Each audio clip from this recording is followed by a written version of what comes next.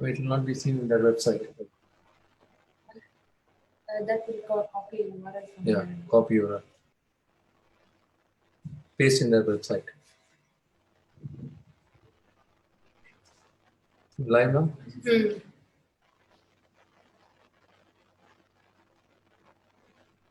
Oh, you can't see that. Website. Okay, so here we are. Yeah, copy URL. Good evening, ladies and gentlemen. Today is a very special day. It is a day which will change and the way the examinations will be conducted. It's a day which has to be impregnated into the history, because this is the first time that an MS exam is being conducted through the web, as far as I know, in India. And this webcast is all about the postgraduates. And it is all going to be seen by postgraduates throughout the world. So this is being conducted by Alembic and Royal Pearl Hospital in coordination with the Civil Hospital, Ahmedabad. So what is this concept? So many of you might be actually doing MS, and many of you might be sort of, scared about writing getting the Viva exams. So I thought if we have a mock Viva exam conducted by professional examiners, the top examiners, then the candidate will have the confidence to face a Viva. So we hit upon this plan, and then we had a chat with Alembic. You know that Alembic is always, towards academics. And so we joined hands with Alembic. And so we have started what is called the Grand Rounds. So this is the first edition. I'm sorry for the delay. This is because of some AV problems. So we have, so what is this concept? We have Professor Rajesh Vishwakarma, who is a very eminent cochlear implant surgeon and also an otologist, as well as, ENT surgeon and an examiner par excellence.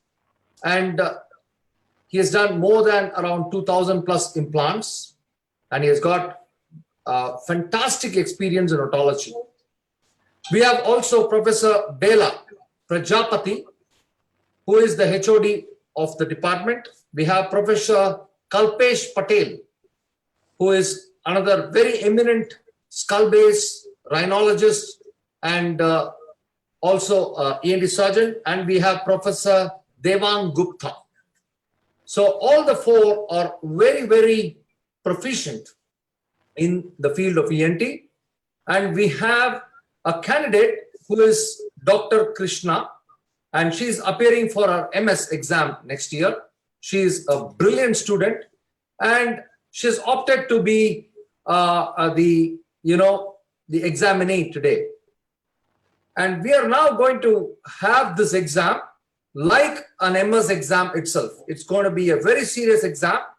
And the topic of discussion today is cholesteatoma. So I'm sure that the whole batch of PGs throughout India will be, and also abroad, will be benefited. You see how they have arranged the whole thing. It's actually a very lavishly arranged, very professionally arranged program. You can see all the postgraduates there.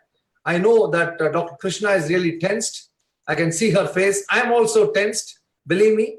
And we will all join and see what Dr. Krishna is going to offer us, and Professor Rajesh Vishwakarma and his team are going to offer us. So before I hand over the whole dais to Professor Rajesh Vishwakarma, I want to tell you that Professor Rajesh Vishwakarma is going to hold 5 such programs. So we will ask him the dates, and we will have 5 such programs, and it will be on otology, it will be on laryngology, 1 case in rhinology, it will be 1 case in the nose. He will decide the case as kept in the MS exam, and we will be having such exams. So I really, really thank and appreciate Alembic for starting such a massive initiative, and also appreciate Professor Vishwakarma and team. Over to you, sir. And the dice is all yours, and you're going to be the hero of the day. The heroes, the 4 heroes are sitting there, and please carry on and conduct the exam as you do an MS exam. Thank you very much. Over to you, Dr. Rajesh, sir. Thank you, Janki. So now coming directly to the point of exam. For any MS exam, we know that long case is the most difficult, and it is the case that decides the future of the candidate. So we'll today be discussing a long case. Dr. Rajesh, can you hear me, please? I can hear you very clear. Yes, Janki, I can hear you clearly. Yeah, you can start. Yeah. So we have You can't hear. Dr. Krishna. Huh?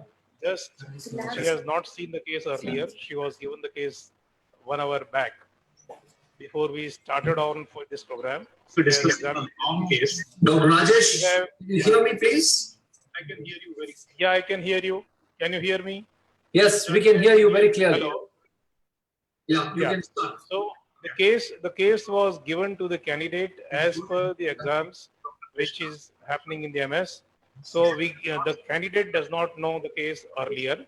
Only one of our faculty knew the case. So the faculty, Dr. Krishna, has prepared the case. He has taken pictures of otoscopic findings, analogic findings, and the laryngology findings. Yes, we can So hear we you. will have the candidate describe the patient. Because we cannot show the patient directly, we have taken the pictures and we will discuss the case. Now I will ask the candidate to start the case. Dr. Krishna, please you can present your case. Good evening, respected teachers. I am presenting a case of 26-year-old Hindu male patient Sushil Kumar Patel, working as a laborer, residing in Odhav, coming from lower socioeconomic status, to ENT department of Civil Hospital Ahmedabad with chief complaint of left ear discharge since 20 years, left ear decreased hearing since 2 years, and right ear discharge since 6 months. Patient was relatively asymptomatic 20 years back when patient developed ear discharge from left ear.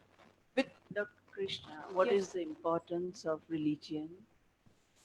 Ma'am, most congenital hearing deafness is seen in Muslim patient because of consanguineous marriages are more common in Muslim religion. Can you enumerate those, please? Um, Any other exam going students?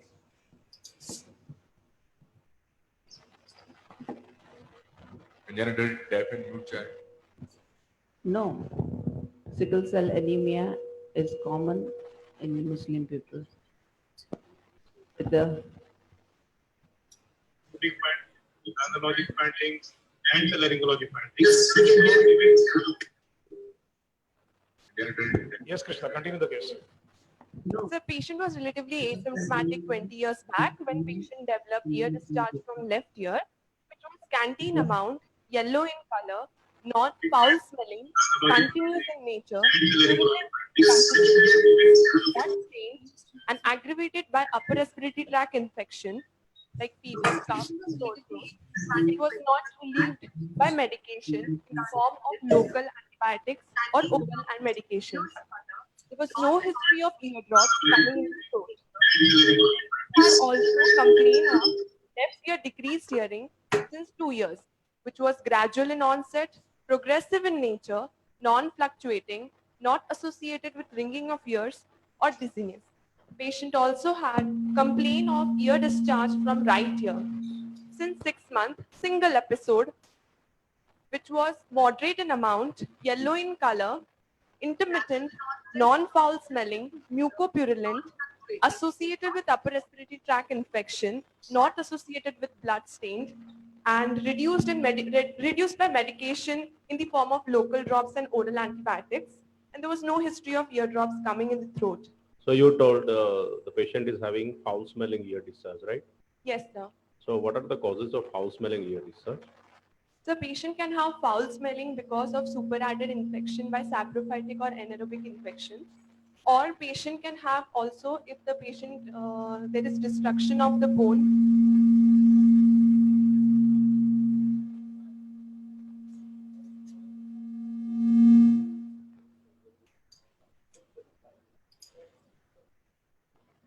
Yes.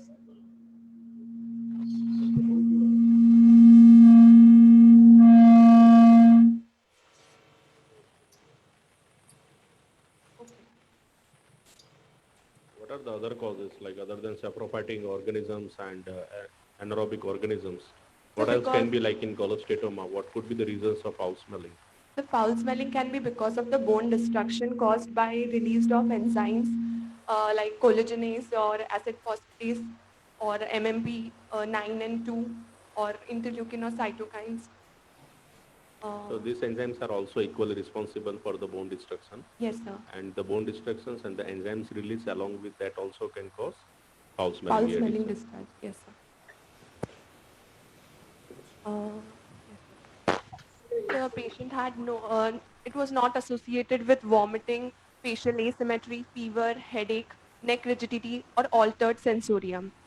It was not associated with nasal blockage, nasal bleeding, or nasal discharge. Krishna, can you tell me what is the reason why you inquire for the fever?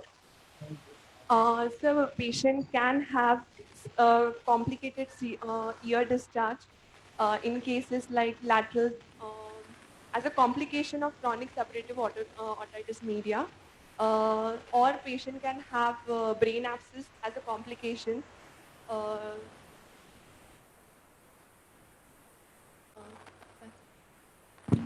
Yes, so you should ask the fever To rule out the because complication your causing patient because- has the disease progressing for last 20 years. Yes, sir. They develop the complaints. And every complications has its specific characteristics of a fever. So it is always must to determine what kind of the fever the patient is. Yes, sir. Okay. Go ahead. And apart from infections, apart from the complications patients may have, which can give rise to fever, there has to be an associated upper respiratory tract infections or rhinosinusitis that you are supposed to rule out, because on basis of history, you are not directly jumping to the diagnosis that Yes, this sir. patient is having cholesteatoma. Yes, So if the patient is having perforation with ear discharge, then you are supposed to rule out Upper URTI respiratory and infection. rhinosinusitis as well. Yes. You can continue, yeah. Not associated with throat pain or difficulty in swallowing.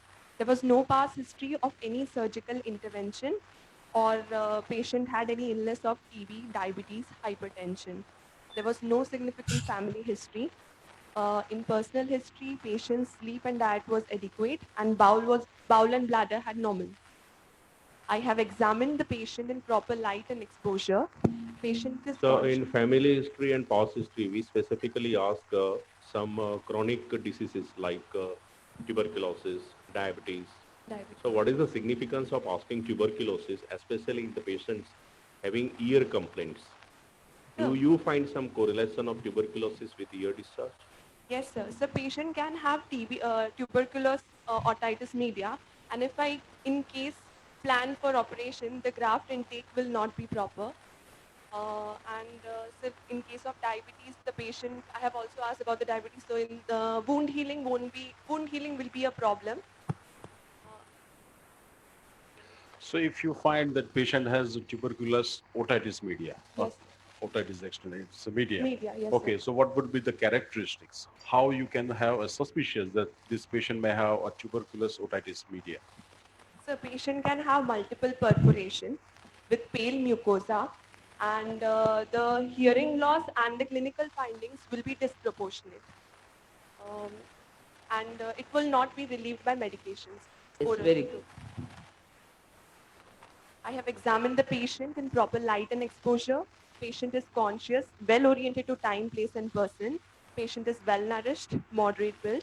Temperature is normal by palpatory method. Pulse is 70 per minute in the right radial artery. Blood pressure is 120 by 70 in the right brachial artery. Respiratory rate is 14 per minute. There is no icterus failurness, clubbing, or lymphadenopathy.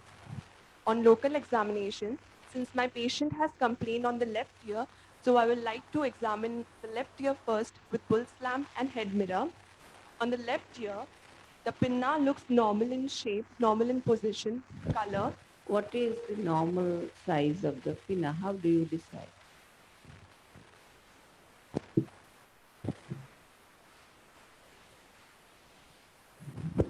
Anybody from the exam going?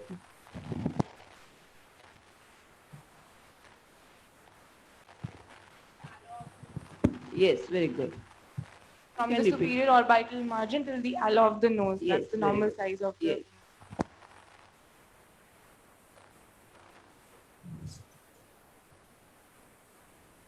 Suppose it is abnormal, what does it indicate? When it is abnormal, can you answer that?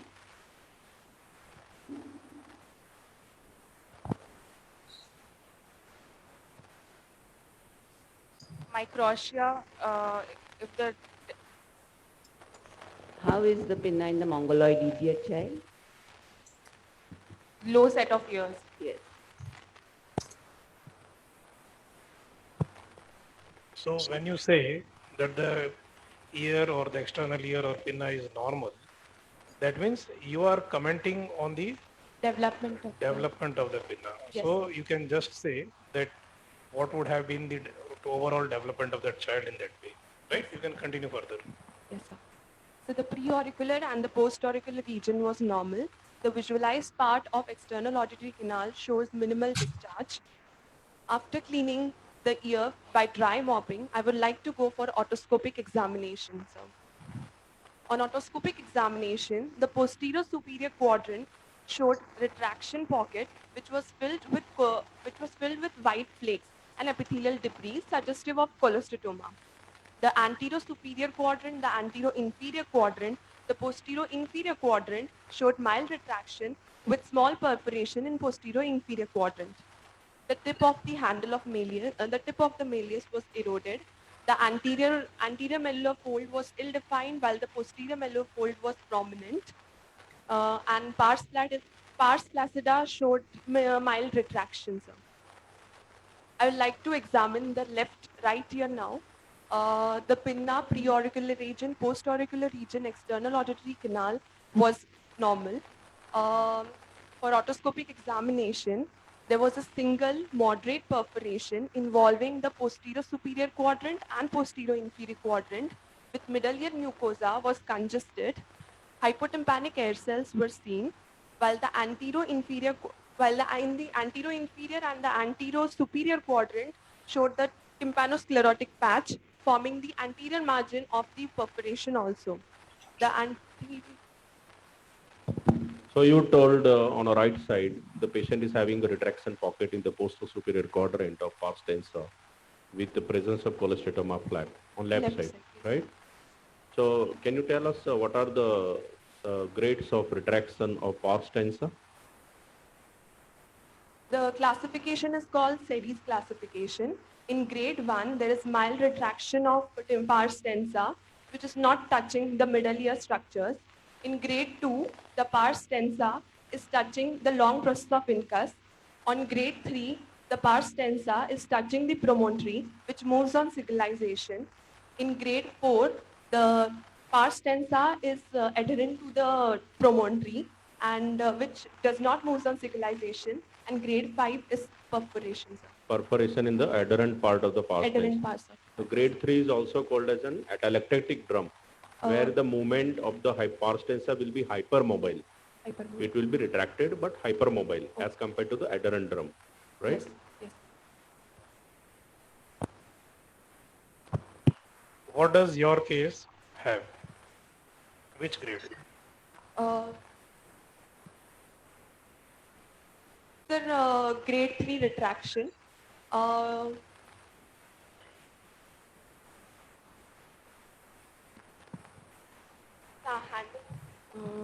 Yes, it's a grade 2 retraction, sir, because pars tensa is not touching the promontory, and the pars tensa is draped over the long anterior and the posterior malleolar folds are prominent, sir. So, grade 2 retraction, sir. Fine, go ahead. So on the right side, Anterior and posterior malleolar folds were prominent and handle of malleus were foreshortened. Pars flaccida showed retraction, draping over the neck of the malleus with mild erosion of lateral lactic wall. I have performed the Rene's tuning fork test with 256, 512 and 1024 Hertz. On right side, the bone conduction was more than air conduction with 256 Hertz, while air conduction was more than bone conduction in 512 and 1024 Hertz. On the left side, bone conduction was more than air conduction in 256 and 512 Hertz, but air conduction was more than bone conduction in 1024 Hertz. Weber's was lateralized towards left, and absolute bone conduction was normal as compared to mine, which is considered to be normal, sir. Excuse me, I'm confused with your three tuning fork findings. Yes, sir. Yes, Could you ma'am. please simplify and tell? Ma'am, from the tuning fork examination which I had done, on the right side I could interpret it that on 256 Hertz, only right side was negative. That means the patient had mild conductive hearing loss around. Interpretation for mild and all. It is negative, positive with 256, am I right? Yes, sir. Or- Negative with 256, ma'am. Yes. Positive with 512 and positive with 1024. Okay, fine. Yes. Negative, positive. Then I'm confused. Just make it simple. On the right side with 256 frequency only, it is negative, Yes, sir. right? Yes, sir. Yes, Otherwise, it is positive. positive. Fine. Yes. And on the left side, it is with 256 and 512 negative, Yes, sir. Yes, right? yes, yes. Okay, okay, fine. Rene's test, and Weber's was lateralized towards left. And absolute bone conduction was normal as compared to mine, which is considered to be normal. Okay. So for Weber, which tuning fork did you use? So for Weber, I used 512 Hertz, while for Rene's, I used all the. Why 512 is commonly used tuning fork? Sir, 512 Hertz matches with the speech frequency, and there is less overtones, and decay time is optimal, sir. So, Okay, so what is the 512. speech frequency, range of speech frequencies? Uh, The normal conversational speech speech frequency. is 45 to 50 Hertz, 500 Hertz. I think somebody from the Example, audience can listen. Yeah, Normal speed frequency is 500 to 2000. very good. it is a audible range of speech frequency, but the normal speech frequency is 20 to 20,000. See, 500 to 2000 is the normal conversational speech frequency. So that is the frequency that we use when we converse, right? So that is why we are using the first tuning fork in the normal conversational speech frequency, that is 512, right? Then it has a optimum decay, and that is why you can use it, right? So which is the best tuning fork for Weber test? The 512 Hertz. Why? And why not 256? Sir, I think 256 because 256 can better be felt than heard. So I Right. will. So when you have to check bone conduction, 256 is a better tuning fork than 512, right? Yes.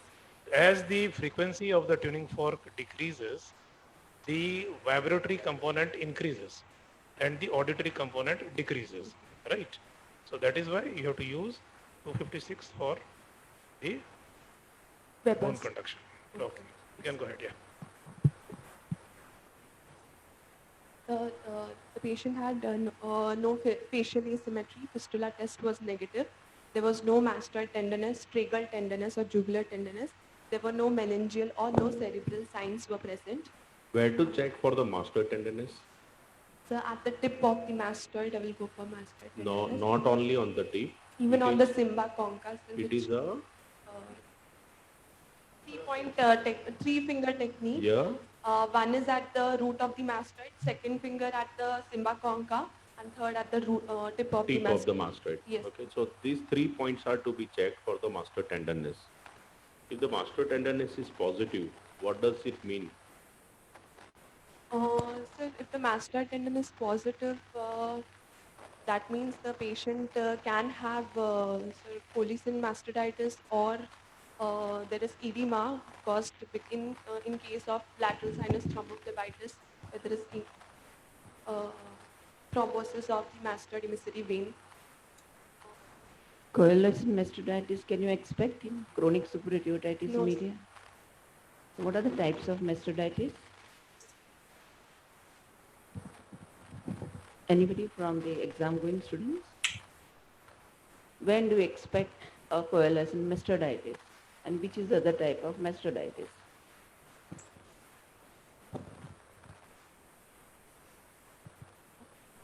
case of acute mastoiditis, Very when good. the pus is spread from breaking the mastoid cell, then it forms a coalescent mastoid. Yes, very good. What is the mastoiditis? We call it over here. The simple mastoiditis or catarrhal mastoiditis. Krishna, before you go and palpate for the tenderness, do you find the cingulation is very much important in your case? And for what reason? See, your patient has a retraction. Yes. Okay. On the left side, it has a cholesteatoma that Sir, you have I have noticed. a retraction with So, perforation in yeah. left ear. Okay. Here, So do you think the cingulations is an important tool for 2-3 things?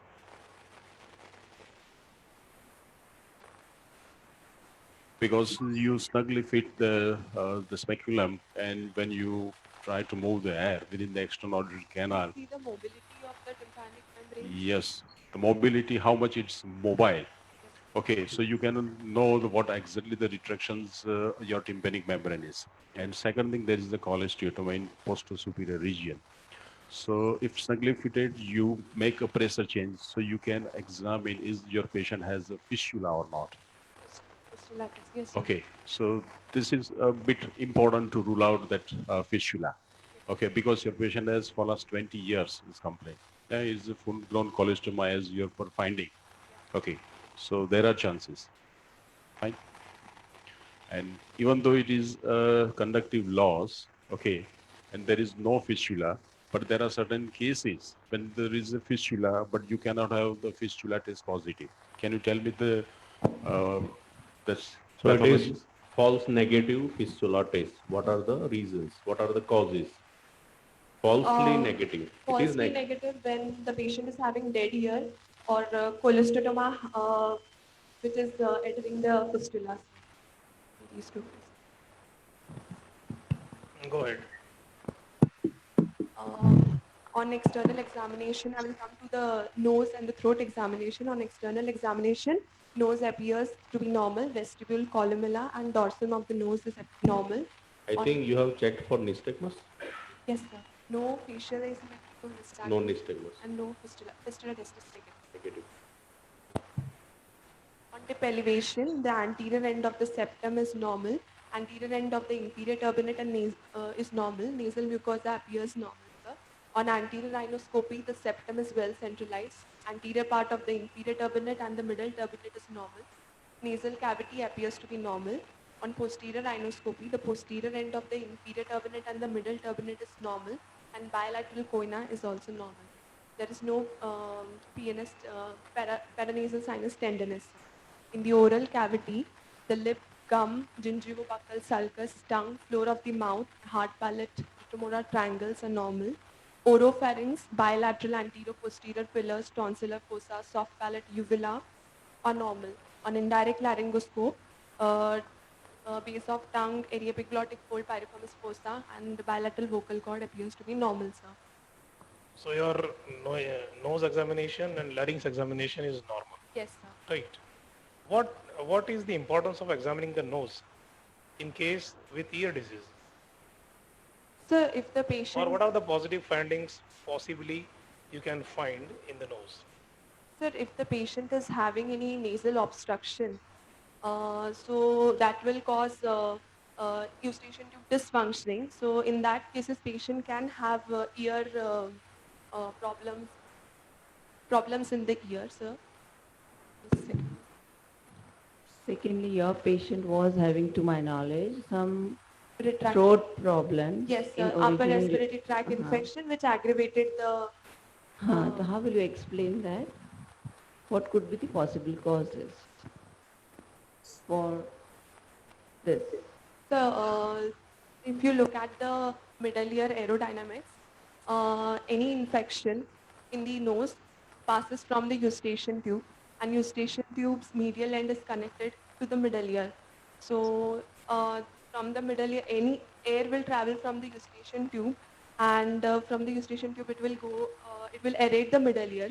So, in case of You blocking are very right. this But how will throat pain or recurrent throat infection cause ear problems? Can anybody else answer this question?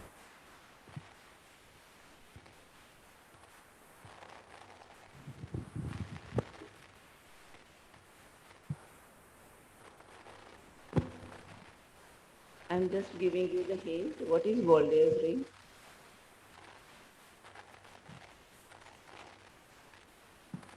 The question is, what is Waldeyer's ring?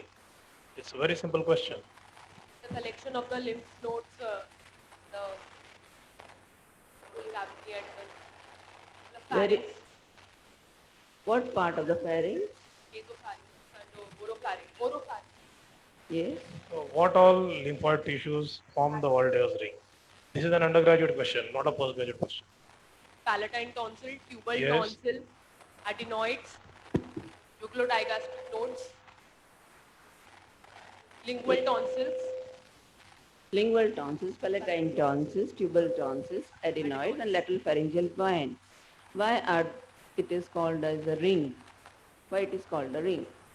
because they are connected to each other and they have a common drainage pathway. They are interconnected. Connected. All right. So recurrent throat infection can cause tubal tonsils, hypertrophy also, and cause infection via eustachian tube to the middle ear. As in this case, it can be, as it is bilaterally affected with retraction of the tympanic membrane. Go ahead. Sir, from the above history, my probable diagnosis will be left ear chronic otitis media, active squamosal type without any intracranial or extracranial complications. Just a second. You have examined the ear, you have examined the nose, you have examined the throat. Oh, yes, sir. But have you examined the neck? So there was no, yes, sir. So there was no scar, sinuses, or fistula present in the neck, sir. So I will go for the probable Right. So diagnosis. now your provisional or probable diagnosis. Will be So, left. Krishna, before you go for the diagnosis, see, can you tell me the conditions that patient may have of discharge, what you have described, and he may have oropharyngeal or laryngeal abnormalities.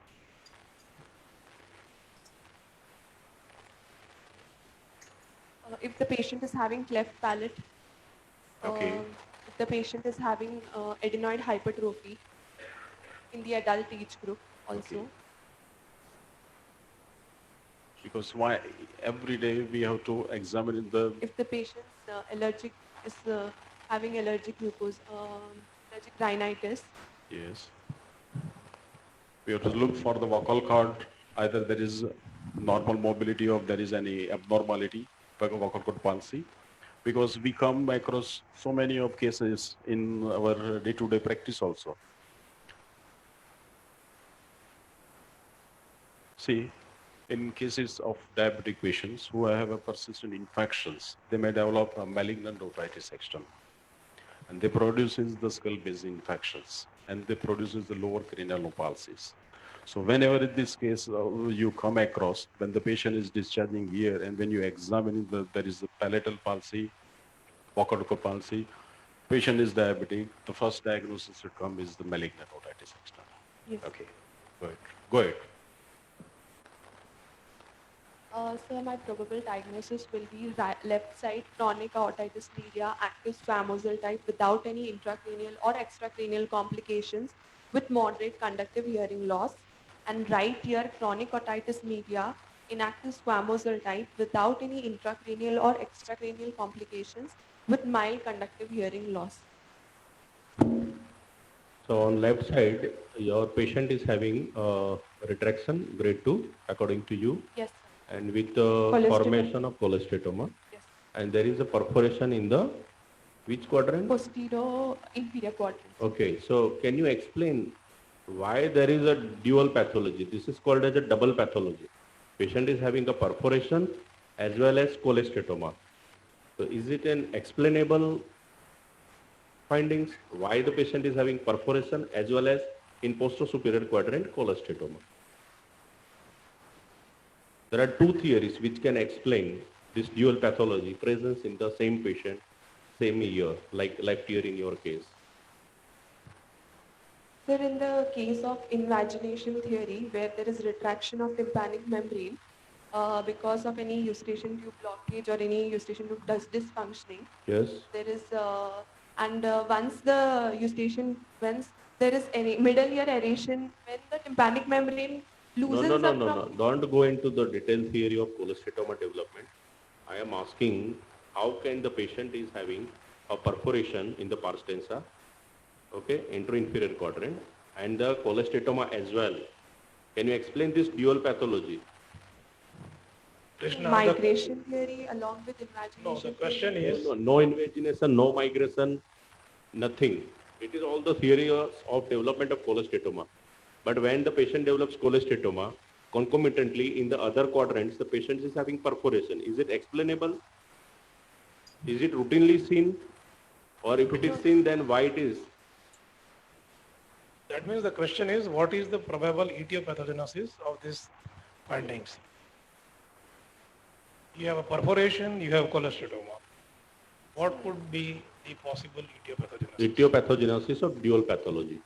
The patient can have eustachian tube dysfunction. No, eustachian tube dysfunction is a primary etiology.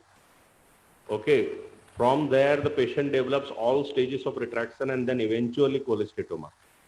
But I will tell you, when the patient develops stages of retraction, subsequently patient may have adherent otitis media, and the part of the adherent drum, which is adherent to the promontorium, gets necrosis because of ischemia, and there patient develops perforation.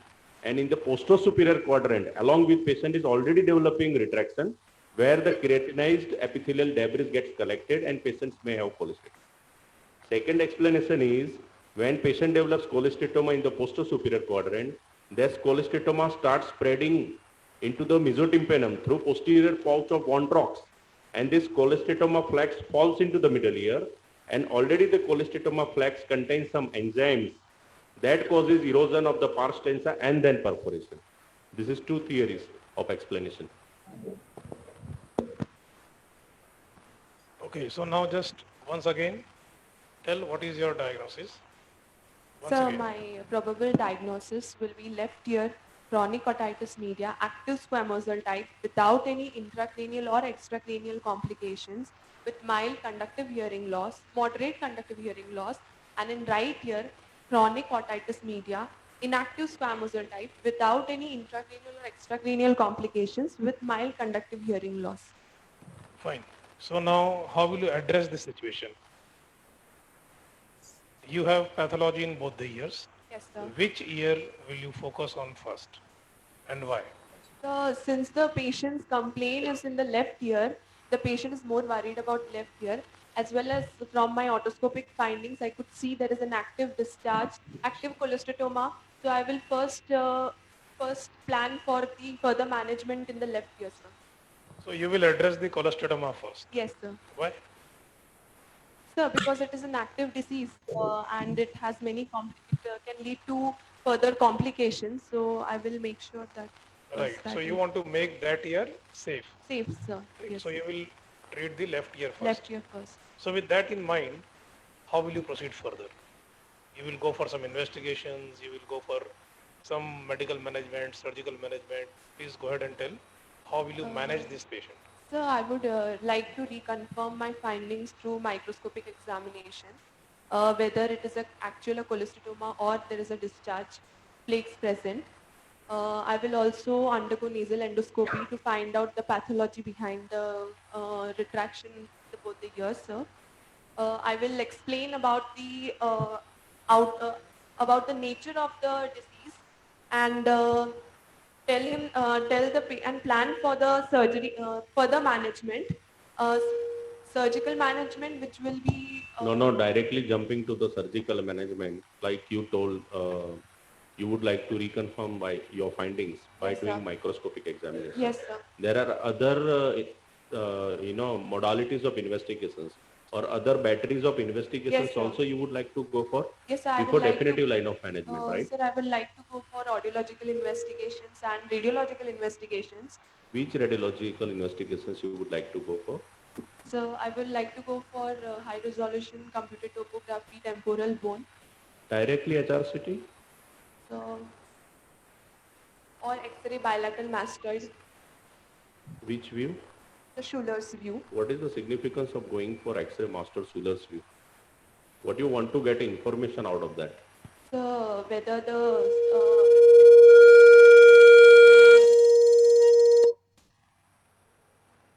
so from bilateral X-ray mastoid X-ray, I will like to know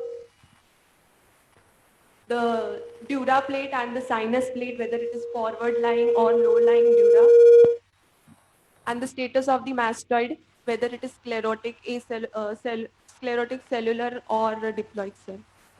So basically, by X-ray mastoid, the significance is to know the low-lying dura and forward sinus Forward sinus, yes, or sir. cellularities of the mastoid to keep in mind before going for surgical Surgical intervention. management. Yes. And to know the erosion of the key areas of mastoid like adductors, attic and antrum. Yes. Okay. If the patient is having a low-lying dura and forwardly placed sinus, that means contracted mastoid. Contracted, yes. How does it make sense in the change of your, attitude or approach to the patients as far as surgery is concerned? So I would like to go for inside out.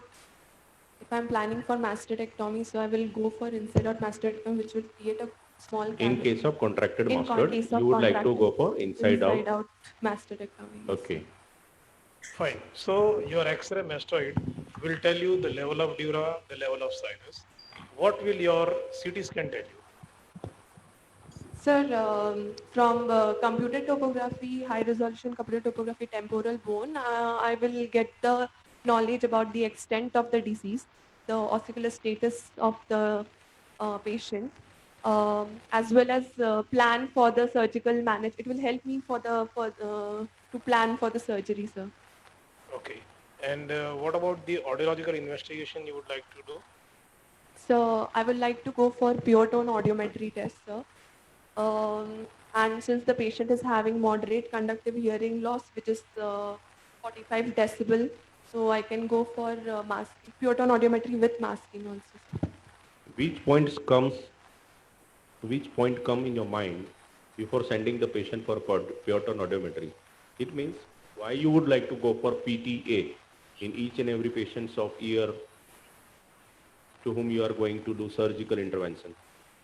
Sir, for one is for medical legal purpose. Yes. Secondly, I will for comparative study pre-operatively and post-operatively. Hearing gain. So for the degree of the hearing loss and the type of the hearing loss. Yes, exactly. If the patient is having a sensory hearing loss along with the conductive, that means mixed loss.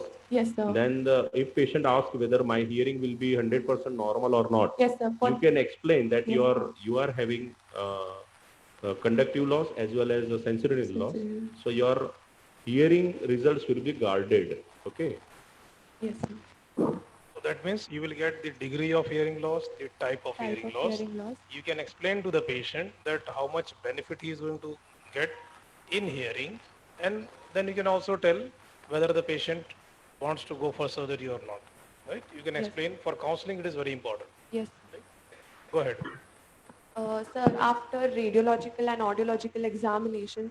See, for the radiological investigations, see, somebody like to prefer for the X-rays. Okay, first you told you will go for the HRCT.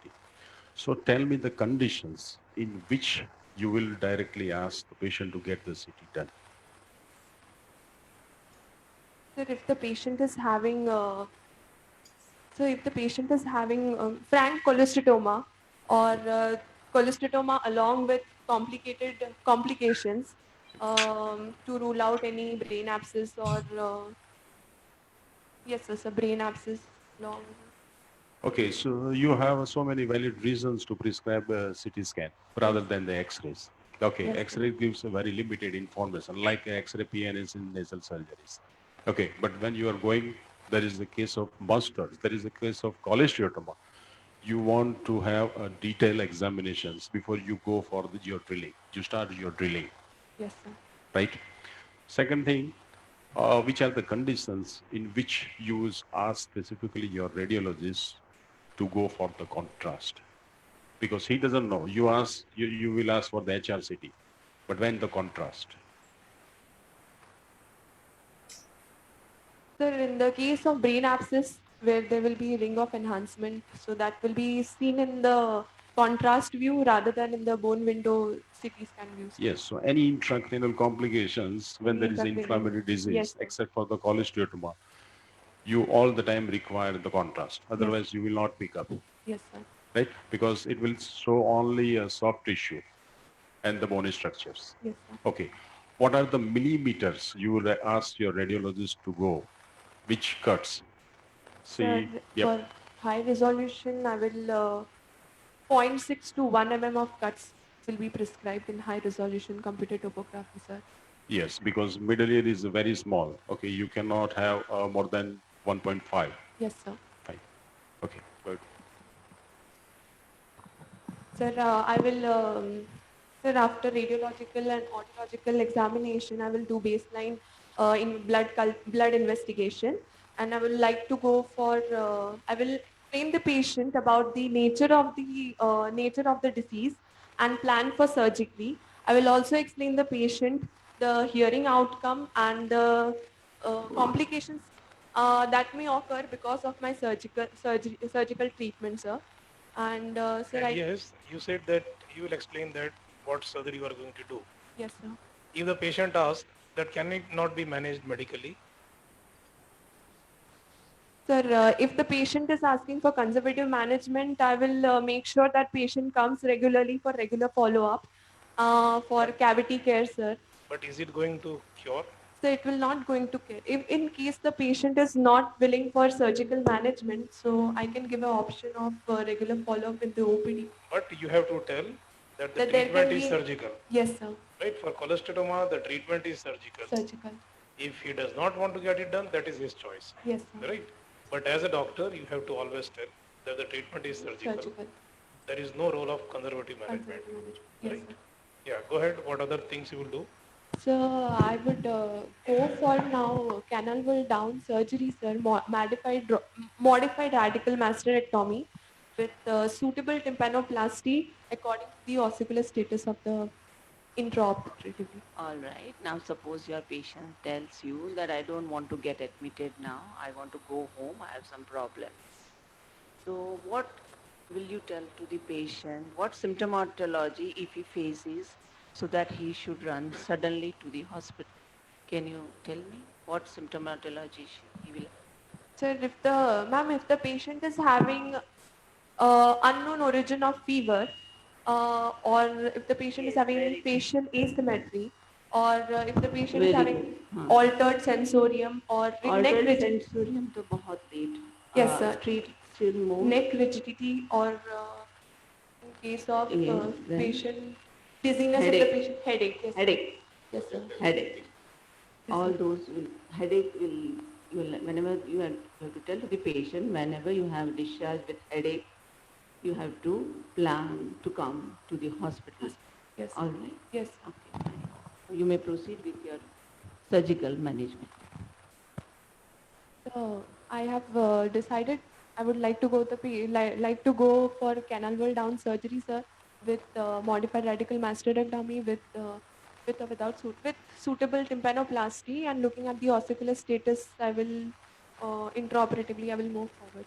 So what would be the aim of your surgery? Sir, my main aim of the surgery will to eradicate the disease completely. Secondly, to have a safe ear, to have a dry ear, and if possible, I will try to restore the hearing mechanism or reconstruct the hearing mechanism, sir. Excellent. So it is basically primary, secondary and tertiary. Tertiary, yes, sir.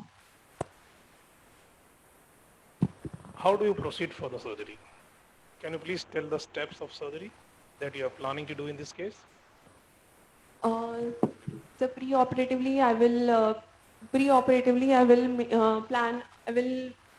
prepare the patient several weeks before the surgeries. If in case patient is not willing for immediate surgical management, I will give the acetic acid ear drops. So and go for regular microsuction cavity care. Once the patient is admitted for the surgical management, pre-anesthetic checkup is done, and I will prefer the surgery to be done in the general anesthesia, sir, because Before you plan for surgery, how will you take the consent and what are the points that you will look for or ask the patient and explain the family? sir, I will take a guarded consent first of all that the patient's hearing, even though we are doing the surgery, the hearing may or may not or worsen after the surgery. So he should not expect the hearing should be normal after the surgery or better. Then the patient will not come to you for surgery. So I will explain the patient about the complications which can cause. So the main aim of our surgery will to eradicate the disease. Right. And then what other special consents you will take when you are operating a patient with Sir, cholesteatoma? I will explain the patient that in case intraoperatively, patient can have facial asymmetry. So So you will take the consent for for facial palsy as asymmetry, well, facial right? palsy, yes, sir. So taking a consent for facial palsy is very delicate. If you tell somebody that your face will go with a facial palsy, then the patient will never be ready for surgery. So you have to explain the facts that this is a possibility, but at the same time, give confidence to the patient that this will not happen. And you have to prepare in such a way, you have to train yourself in such a way that you know that this is not going to happen. Facial is a friend. You have to be friendly with facial. But it is very important to tell the patient that this is a possibility, but we will take care that this does not happen. Yes, Right? sir. So you will take consent for facial palsy. You will take consent for the Guarded status consent. of hearing. Yes, That will sir. be guarded Yes, sir. because you do not know what type of reconstruction you will be able to do, whether first stage, second stage or what, right? And then you will go ahead with the surgery, Surgery. Yes, right? sir. So now the steps for surgery. So I will start with local infiltration. So once painting and draping is done and position is given, that is the upper, the patient has to be operating in the left ear. So in the right lateral position, the patient will be in the supine. So after local infiltration, Can anybody tell how will you do local infiltration?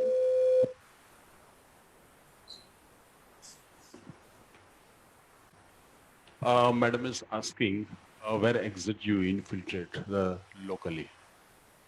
sir, local infiltration with 2% logs with adrenaline, according to the dosage of the patient, will be infiltrated at the root of in the post-auricular region, sir.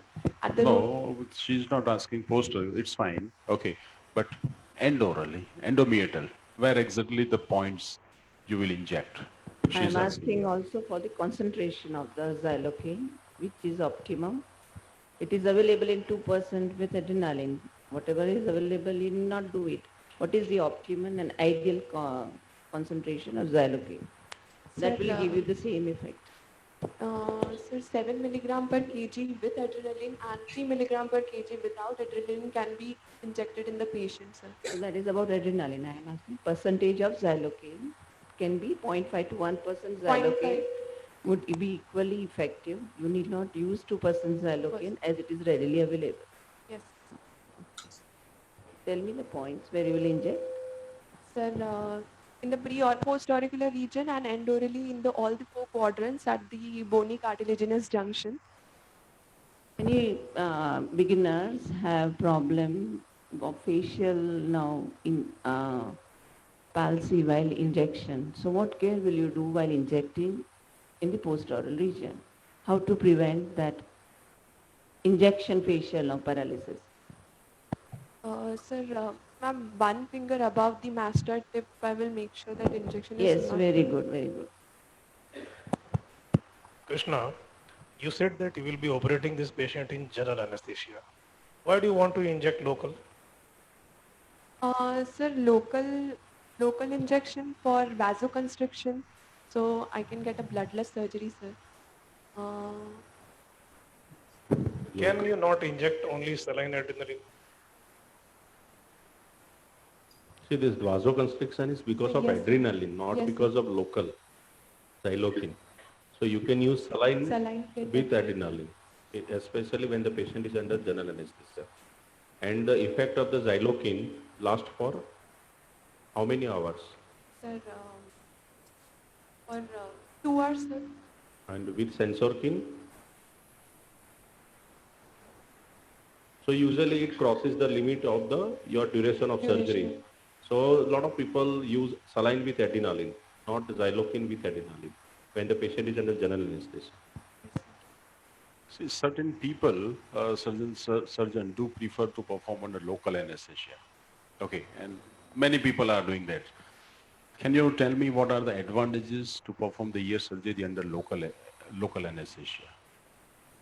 Sir, in local anesthesia, if the patient is having any facial asymmetry while injecting, so that I will know. The hearing status I can know intraoperatively. Sir, if the patient is having vertigo, so that I can know intraoperatively. Sir. So whenever you are near to the vital Right. structures like dura or sinus or facial nerve or labyrinthine, the patient will tell you. And you can talk with the patient also. And when you do auricular reconstructions, you can appreciate the hearing during the surgery. Okay, so, and the vasoconstriction is better in the local anesthesia. Okay, we can do better than the anesthetists, what they do in the general anesthesia. Okay, so we can have a better feel also. Okay, go ahead. Sir, after injecting, I will go for incision, that is 1 to 1.5 centimeter behind the postauricular region. I will got postauricular sulcus. Postauricular sulcus. I'll go for Weil's incision, sir, from the root of the helix to the mastoid tip. The skin subcutaneous tissue is cut. The periosteum is cut and elevated anteriorly up till the spine of the Henle. I will elevate the TM flap by incising at the 6 Just a o'clock. minute. Yeah. So this is the incision known as Weil's incision. Weil's incision. What are the other incisions that you can put for ear surgery? The Lampert's incision and Rosen's incision, sir.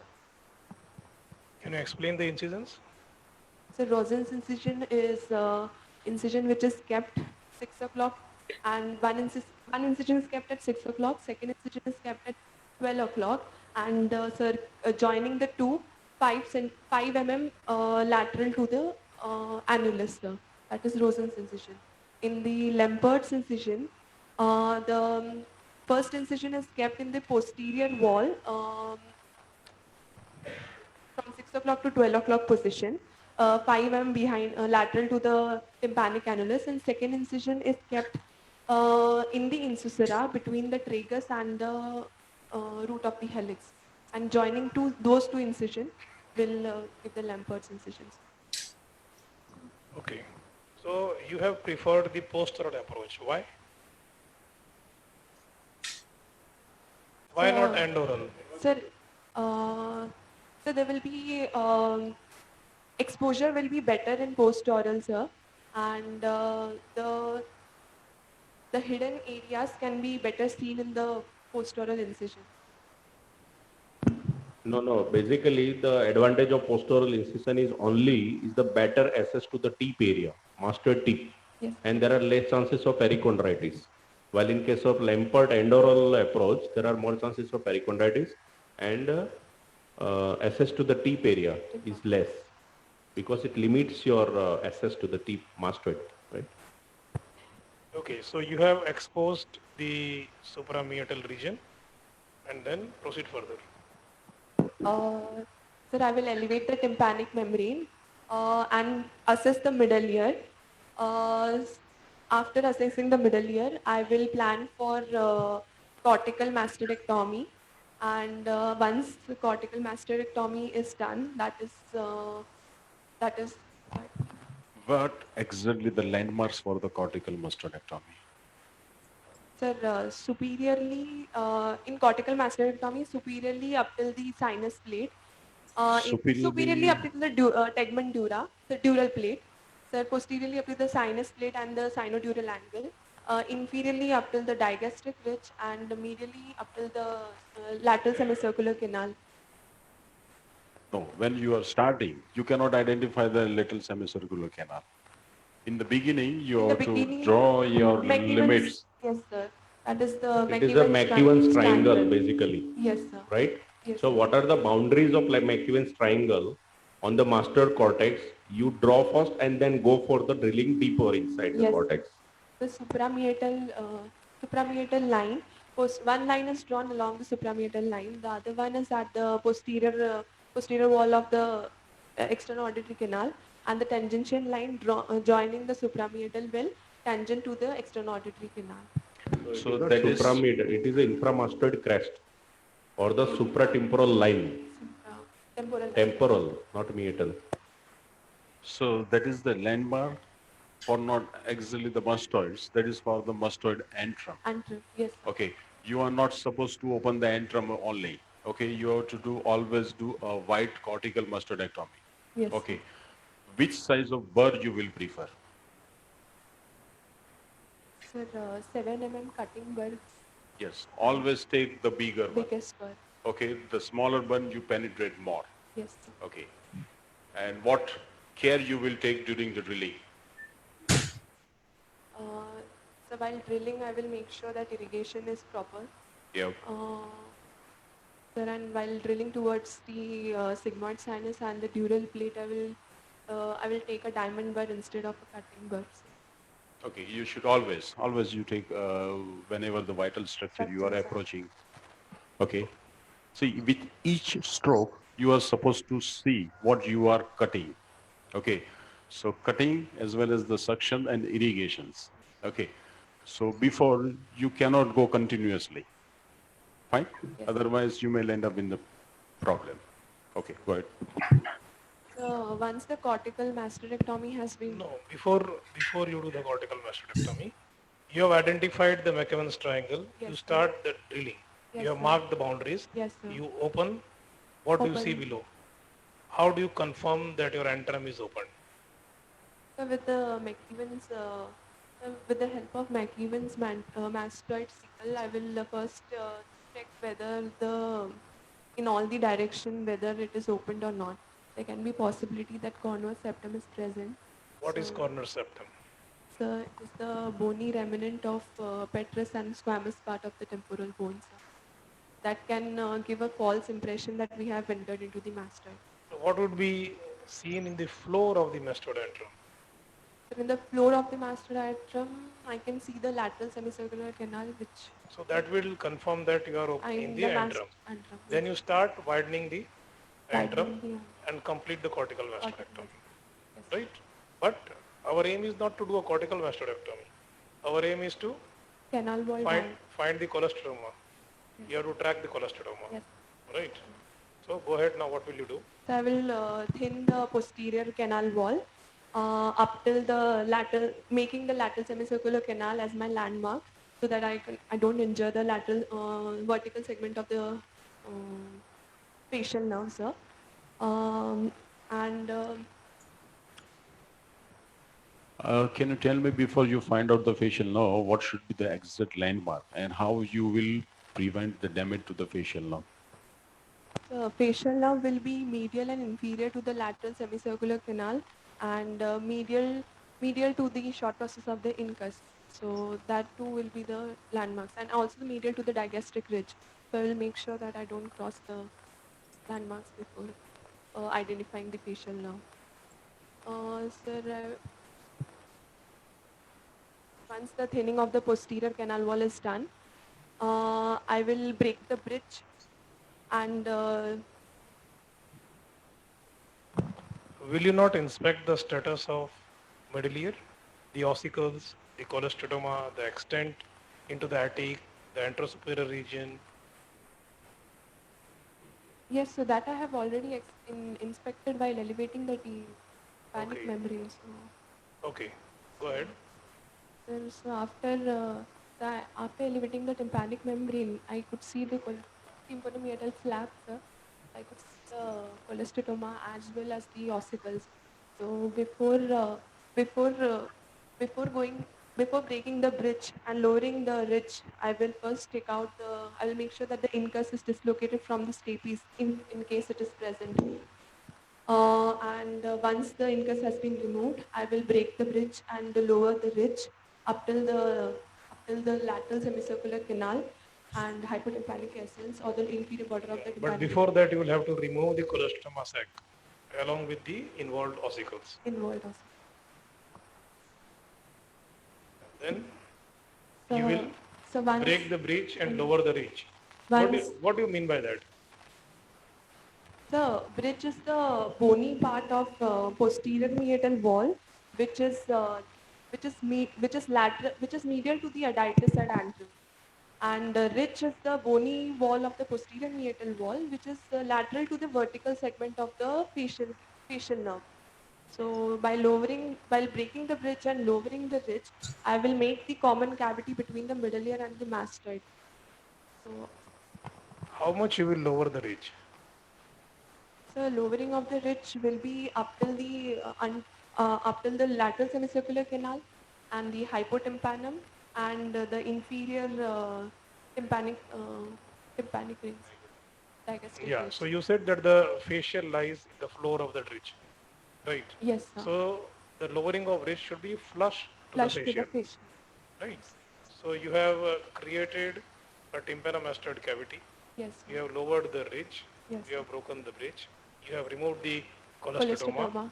Now we assume that the stapes is there, right? Alias incus are involved. You have removed it, right? What are the sites where you may leave the cholesteatoma behind? So how do you address that? So either it can be in the sinus tympani or in the facial recess or at the tip of the mastoid or in the retrofacial, even the retrofacial cells or the perilabyrinth cells. These are the sites where I can have a residual So cholesteatoma. how will you confirm that your cholesteatoma removal is complete?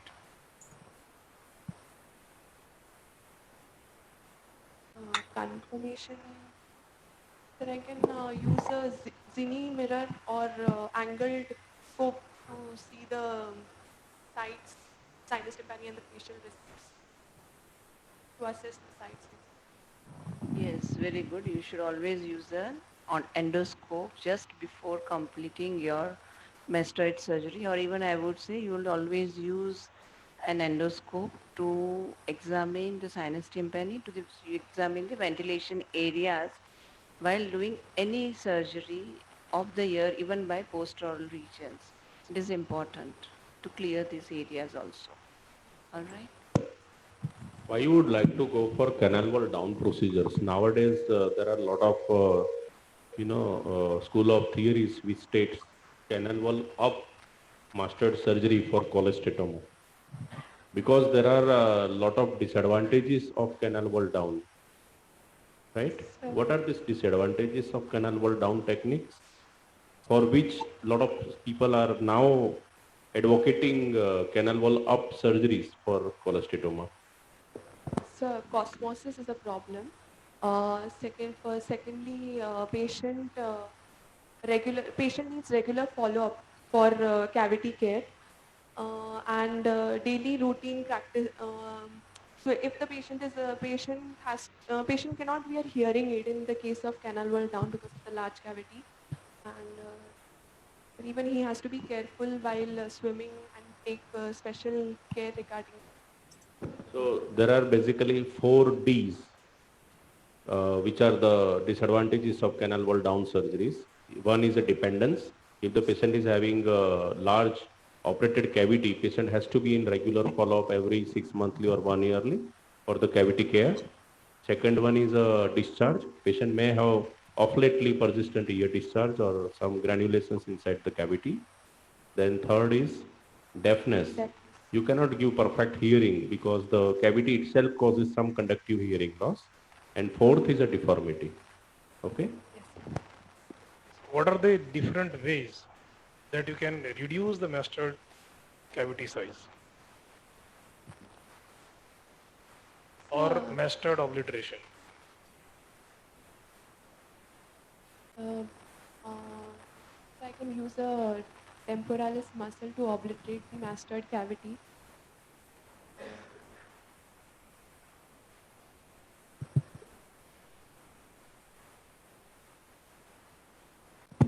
So basically, sir wants to ask, what do you mean by cavity lining and cavity obliteration? What are the methods or what are the modalities of cavity obliteration? One is temporalis muscle directly, that is superiorly based Hong Kong flap, you want to say. Other than that, all the time taking temporalis muscle superiorly based on the superficial temporal artery and obliterating the mastoid cavity is not an easy job. What are the other modalities of cavity obliteration?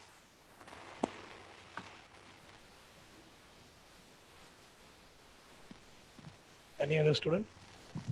So it can be done with the cortical bone. Cartilage can be placed in the mastoid cavity. And,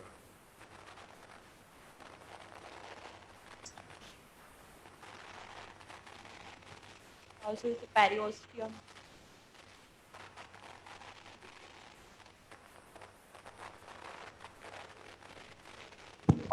Commonest used is a soft tissue which is removed while doing meatoplasty. Okay, soft tissue covered with a graft and then over epithelium. Because there are different ways of reducing the cavity size and obliterating the cavities. We'll go further and leave this point. Right. So once you have cleared the disease, our aim was clearance of disease in the case. Second aim was, To have a safe and dry ear. yeah. So once you have cleared the disease, it will be safe. Right. So disease removal complete. And then the second aim was to For hearing. restore the hearing as much as possible. Yes, So sir. how will you proceed with that? Sir, as you One said, thing other, whether you will do in the same sitting or you will ask for a second stage. sir, I will prefer to do in the same sitting, sir. Whatever you say, keep on justifying it. Why in the same sitting?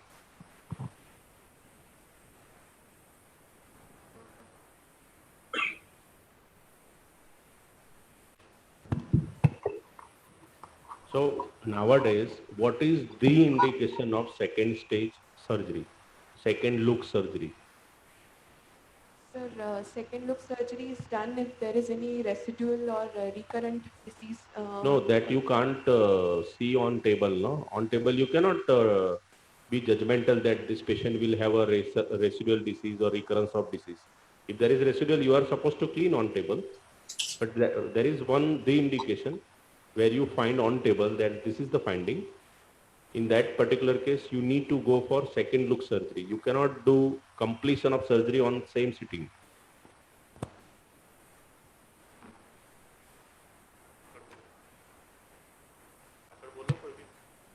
So fixed stapes would be. That is the only indication. Okay, so how will you reconstruct? You said that you will do in the same sitting, right? There are advantages, disadvantages of doing it in the same sitting, right? Most of our patients, you may think that may not come for a second look surgery or a second stage reconstruction. But then also you can give a good hearing, right? Your patient has a stapes. Yes, sir. So what are the options that can be given? Sir, I can directly place the graft over the stapes suprastructure, that is maryngostapedoplex. Right, so you can do a type 3 tympanoplasty, Type which is 3 maryngostapedoplex. Or I can also use prosthesis for the reconstruction of the hearing. Or I can also use the prosthesis or cartilage or bone, which will be kept on the stapes suprastructure if patient is having a supraseptal. What are the different ways that can be done? Cartilage, or PORP. how do you do? How do you put the cartilage on the stapes head?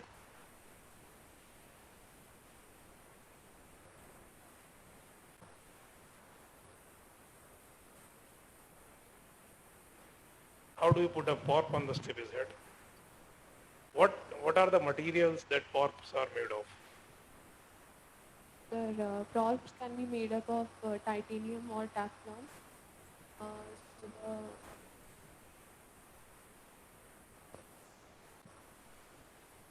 So you can put a PORP on the stapes head. stapes capitulum, yes.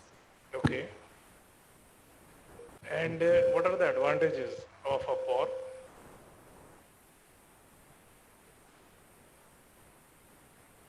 See, basically, for what reason you would like to do reconstruction? Your patient is having stapes suprastructure. You can directly put the graft on the stapes suprastructure. That will be a type 3 tympanoplasty. And other modalities are autologous grafts, or you can use remodeled incus or cartilage or the prosthesis like PORP in this particular case, right? Now incus is out of question because if the patient is having epithelial disease, it is proved that if you use the same, incus of the same patient after remodeling, there are still chances of microinvasion of the epithelium and patients may have recurrence of the disease. So you have two modalities left. One is a cartilage reconstruction and second is a PORP reconstruction. So what is the advantage of cartilage reconstruction over the PORP or PORP over the cartilage, vice versa? And how will you put a cartilage on the stapes suprastructure? Sir wants to ask that. Sir, chances of displacement of the piston is less in the case of PORP, while it is more in the case of cartilage. As well as cartilage can get reabsorbed in duration of the time, while PORP will not. So cartilage, the only drawback is that it can get reabsorbed, right? Yes, sir. But the advantage is that it is used for the same patient. Patient does not have to buy a PORP, right? He can give a reasonably good hearing, Yes. right? But no doubt PORP is better as per the studies available, and titanium PORPs do wonders. And I think that is one of the best materials that can be used. You can use a cartilage, you can use a PORP. Whenever you use a PORP, then also you will have to put a thin slice of cartilage over it, so that you want to prevent the Distance. extrusion, right? So there are techniques for that. We will not go into the details of those techniques, but as you said, you will clear the disease completely and try to do as much as possible reconstruction so that the patient can hear. But when you have done a canal wall down, you forgot one thing, the meatoplasty. Meatoplasty. Will you do or will you not? Yes, sir. I will go for meatoplasty. How will you do? Sir, there are two techniques.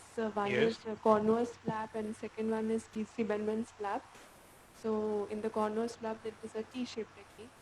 So in that case, after exposing the bout, So what should be one more advantage of PORP I would like to add?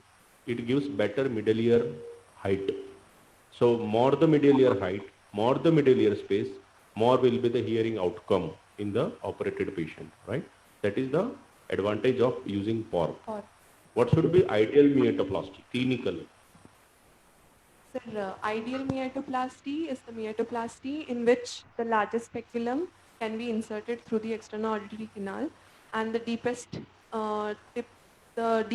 of the mastoid can be seen, and the whole of the cavity, 2/3 of the cavity can be seen through the speculum, sir.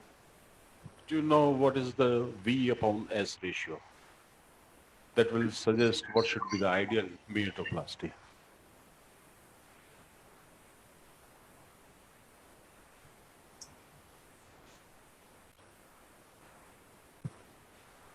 It's debate versus the volume versus the surface.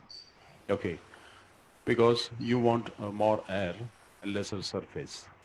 Okay, so when the meatoplasty creates a more volume than the surface, your cavity will remain dry. Okay, that is the importance of this ratio. how the ideal cavity should be. If you have operated and someone tell this is the ideal cavity, now give me the characteristics of ideal mastoid cavity. Sir, the edges, there will be sloping edges of the mastoid cavity, as well as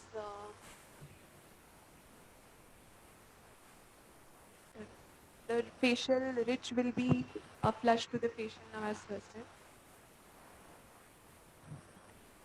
The saucerization of the cavity will be done, sir. Okay, so you suppose you have done a good cavity, right? But still the patient discharges. So what are the causes of a discharging cavity? The patient can have a residual disease or a recurrent disease that will lead to discharge. And, Okay, what are the causes of facial palsy? facial pulse. During surgery, after surgery, before surgery? Sir, while removing the colostoma, if I find that the facial nerve is dehiscent, so intraoperatively I can injure the facial nerve. What care will you take that facial palsy does not happen, never happens during the surgery? Or what are the landmarks that you will look for while you are operating? Landmarks are, it will be medial to the digastric ridge, will inferior-medial to the lateral semicircular canal.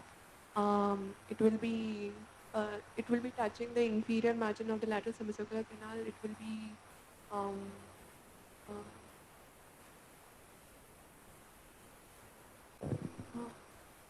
tympanomastoid suture will be one. If on table you realize that you have damaged the facial, you have bisected the facial, what would be your line of management? You realize that that facial is cut. Now what to do? So with the help of sural nerve, I can go for One more now in the vicinity of your incision. Why sural directly going to the leg? You are directly bowing down to the leg of the patient, or you will search for the another possible now in the neck, yes? You will hold the neck of the patient or leg of the patient?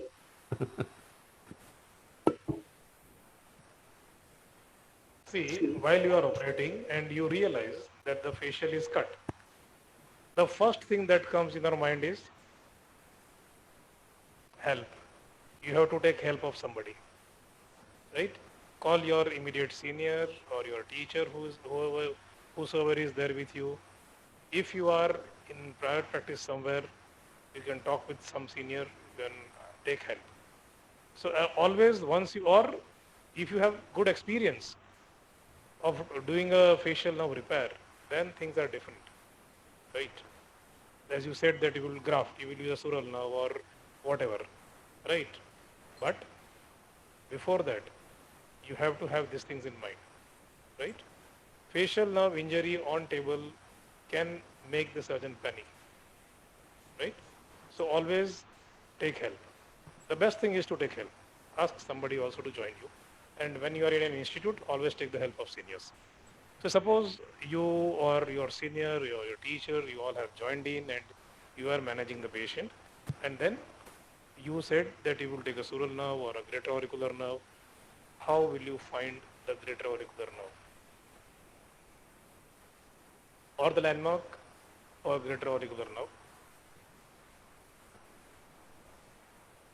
Okay, so we'll keep that for some other day. Facial case we will take some other time. But like complications during a mastoid surgery are known. So you have to take care that those complications don't happen. You have to be very, very sure that the complications will not happen if you are trained well on cadavers and then under guidance and then you start doing independently, right? So going back every time to temporal bone lab is very helpful, right? So always train yourself before you go for this type of surgeries. So as far as your case is concerned, you have done very well. The whole history that you have given, the way you have proceeded with the management part of the case is good. We can, if you are okay and if everybody is fine, we can go for some complications. What are the complications of cholesteatoma? One more landmark I would like to add on-table identification of the possible sites of facial nerve is a processus cochleariformis as well. Okay, right from anterior, processus cochleariformis, fossa incudis, that is short process of incus, lateral semicircular canal, and digastric ridge inferiorly.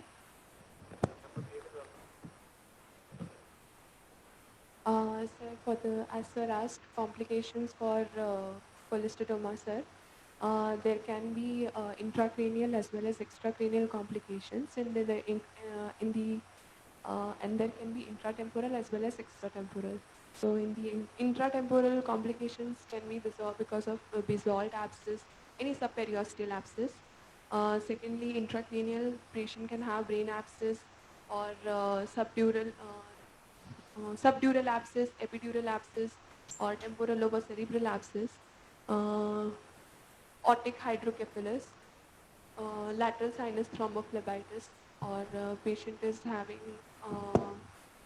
How would you differentiate whether the patient is having, probably before going for CT scan, whether patients may have temporal lobe abscess or cerebellar abscess? Clinically, how will you differentiate? Is there any differentiating symptoms and signs of temporal lobe abscess as compared to cerebellar abscess?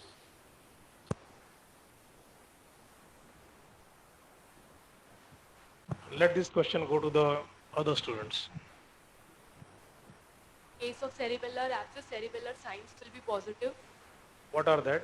The dysdiadokinesia, dyspepsia, dysarthria, Romberg sign. What is this dysdiadokinesia?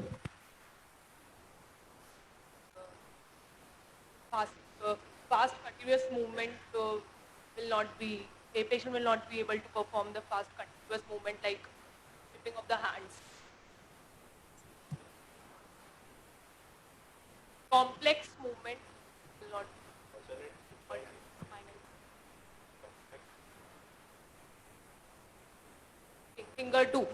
finger nose test, fast pointing.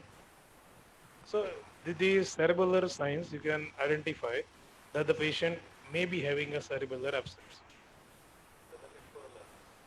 Yes. Patient will have high grade fever. Wherever there is abscess, there will be high grade fever. Yes, pass on the mic to the next.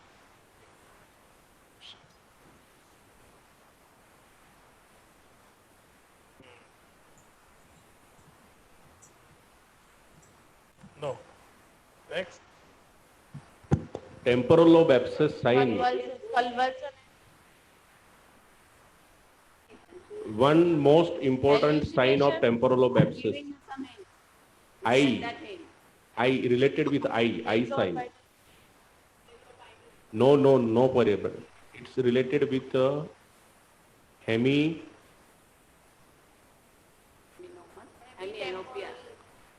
Temporal field will gone, no?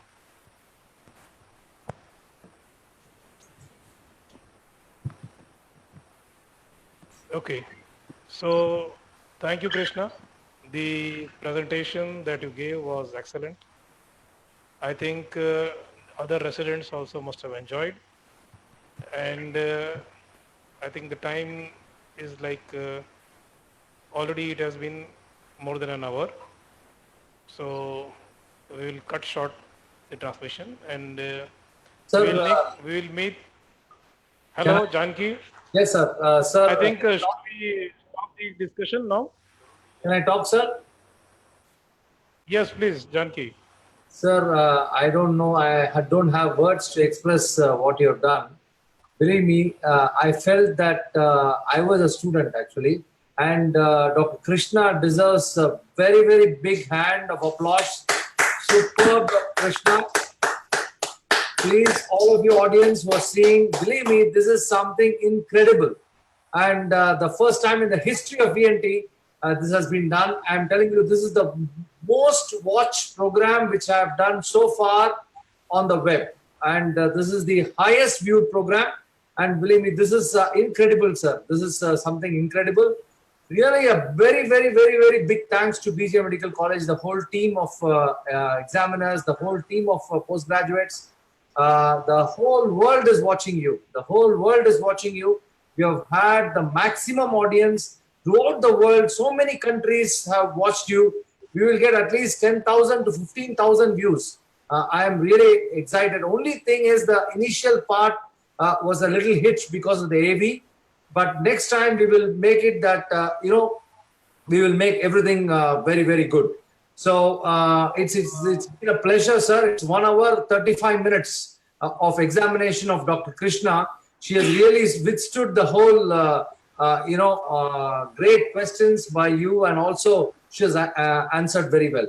So I think, can I request you if you can give me one more date, because we have got the next larynx case. Can you give us one more date for larynx? I will contact you regarding that. I am just putting it in front of the audience. Yeah, Janki, we will be doing the next case in January. I think second half of January. So January 15th or 16th, if you're okay, then it will be great, sir. So we will not tell the dates right now. We will discuss and then we will. Janki, Yes, sir. Gujarat is a state where there are so many kites flying in the sky.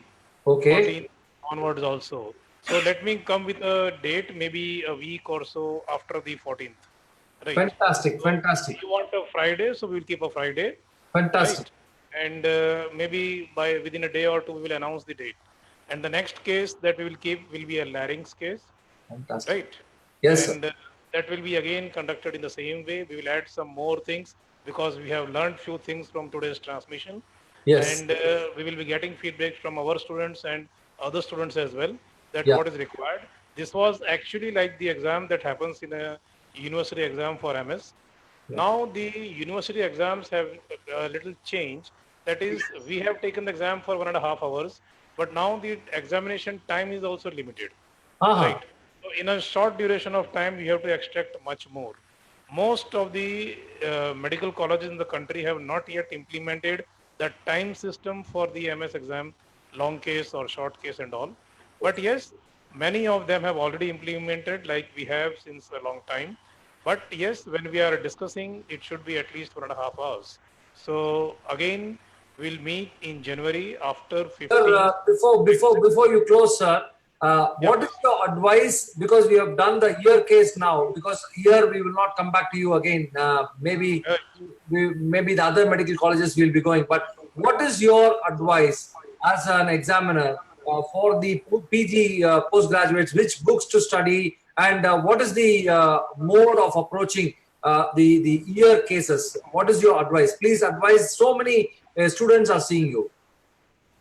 See, for the students who are in training, say before they give the exams, the first and most important thing is to read. They have to read as much as possible from whatever materials they get. The standard book so far is Scott Brown, right? But then you have to read other books as well. They will definitely add upon.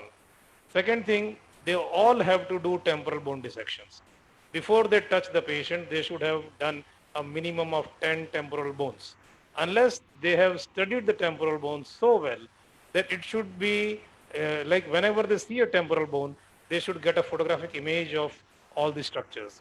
Unless they can visualize the temporal bone in detail, they will not be in a position to handle the ear surgeries later on in life also. So it is very important that they have to be in the temporal bone dissection lab very often. They have to keep on assisting their seniors, their teachers, and learning from experience and watching. So the first thing is... Sir, any other book you recommend, sir? Apart from Scott Brown, do you recommend any book for Mawson, Shambo, or Toss, something? Can you suggest? Shambo is one of the best books for Shambo. both.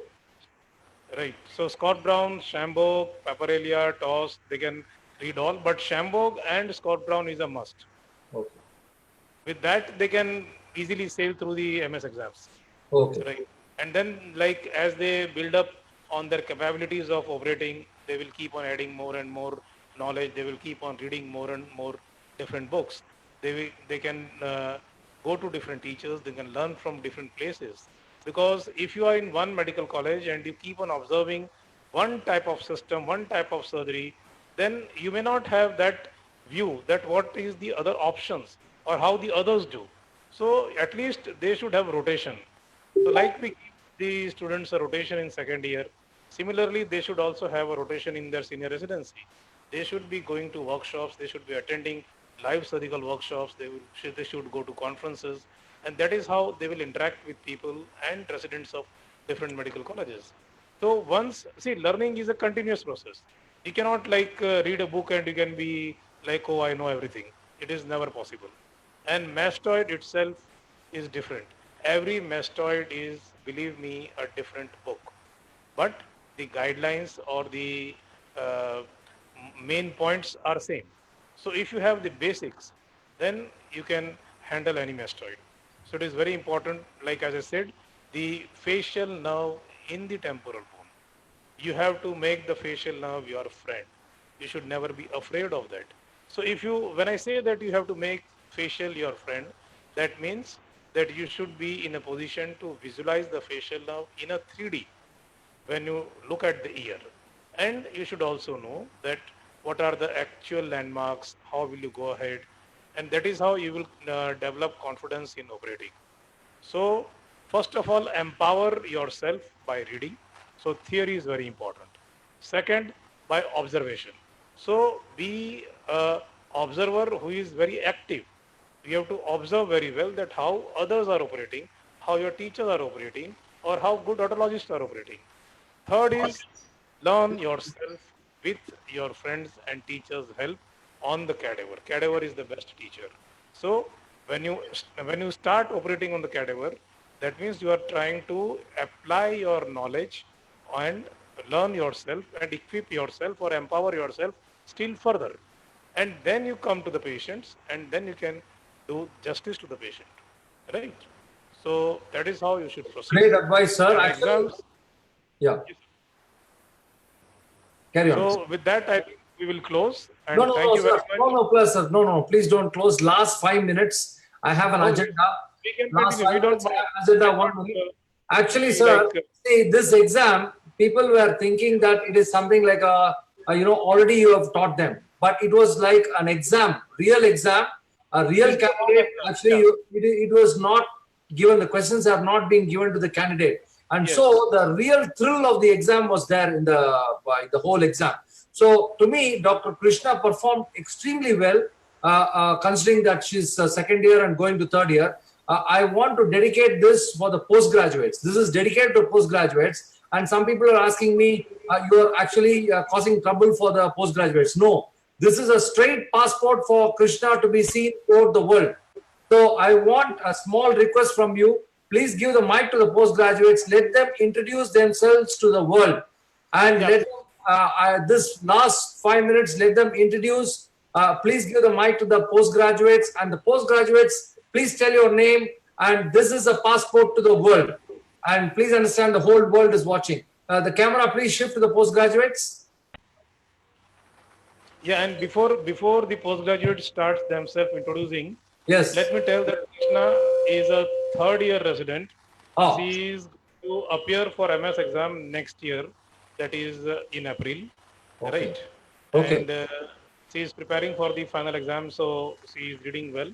And as you have already seen that she performed so well, right? So One now minute, please. Dr. Janti, thank you from the entire department of ENT. Thank you very much. We are highly Madam, appreciative. Dr. Bela, Madam, Professor Bela, Madam, really, it is a great initiative by the Department of BJ Medical College. Really, you are the first to start it. Many more can start, but you have created history by starting this as the first person. When I approached Professor Vishwakarma sir, he immediately agreed. There were so many who said, I'm sorry, I have to consult this, that, but he said immediately we will start it. And really hats off to you, sir. And also, I have to at this point thank Alembic. Alembic has brought it to the whole world. Really, really big thanks to Alembic. I think if you have something to say, you can, and then we can go to the postgraduates. I want to the whole world to know the postgraduates of BJ Medical College. Yeah, let us start introducing the postgraduates. Yes. Good evening. Myself, Dr. Darshan Parikh, third year resident, Civil Hospital. Good evening. Myself, Dr. Shalu Gupta, third year resident, BJ Medical College, Ahmedabad. Good evening. My name is Dr. Ishani Patel, third year resident at BJ Medical College Civil Hospital, Ahmedabad.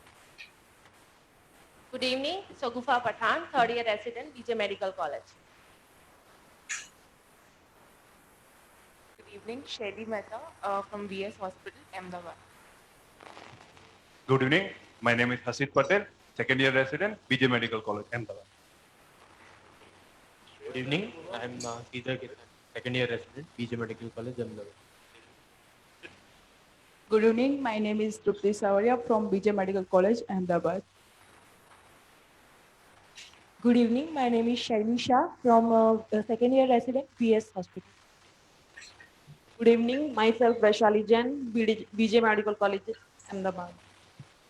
Good evening. Myself, Dr. Vaibhav Patel, third year resident, Sardaben Hospital. Good evening. Myself, Dr. Ankur Dhanani, third year resident, Sardaben Hospital. Good evening. Myself, Neha Bhagat, third year resident, LG Hospital, AMC Mac Medical College. Good evening. Myself, Dr. Kinnari Rathod, third year resident, VS Hospital, NHL Municipal Medical College at Ahmedabad. Good evening. Myself, Dr. Shweta Mittal, third year resident, VS Hospital, Ahmedabad. Good evening. A.D. Vasani, second year resident, BJ Medical. Good evening, Dhwani Mehta, second year resident, BJ Medical College, Ahmedabad. Good evening. Mitali Barolia, first year resident in BJ Medical, Ahmedabad. Good evening. Myself, Amrita Das, first year resident from BJ Medical College, Ahmedabad. Good evening. Myself, Vaishali Patel from BJ Medical College, Ahmedabad, first year. Good evening, Dr. Roman M. Prajapati, second year resident, BJ Medical College. Good evening, Dr. Jaydeep Singh Makwana, first year resident from BJ Medical College, Ahmedabad. Good evening to everyone. This is Dr. Saul, first year resident, BJ Medical College. Good evening. Myself, Dr. Meghavi Modi, second year resident, Shardaben Hospital, NHL Medical College. Good evening. Kathy Patel, second year resident, VS Hospital. Good evening. Shivani Patel, VS Hospital, second year resident.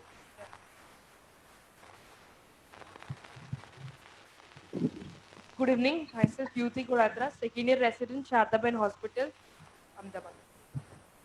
Good evening. Myself, Dr. Payal Warte, Shardaben Hospital, second year resident. Good evening. Myself, Dr. Shivani Mehta, first year resident, VS General. Good evening. My name is Shreya Desai, VS Hospital, first year resident. So, Janki, that's the introduction of the residents who are present here right now. And actually, the reason why I made them talk is because this is the root stage from which they have to come to the world, and that the shyness or something like that which they have to become. Because tomorrow they will be in Krishna's place. Exactly, great. So they all have to prepare to come on the mic and talk, right? Fantastic. So once again, I thank you, Janki, Alembic, and all the residents in the department and the faculties here for the endeavor that has been done. And as you said, this is for the first time across the world where a live mock exam has been conducted. And I think we will learn a lot from this and we will keep on improving on this, right? So the next case, as we have already discussed, would be larynx, and the date will be shortly announced, right? So thank you, Professor Vishwakarma sir, Professor Bela Prajapati, Professor Kalpesh Patel sir, Professor Devang Gupta sir. All the four conducted the exam. Actually fantastic. Every question was like a pearl. So thank you very much, and thanks a lot, sir. Thank you very much. Thank you.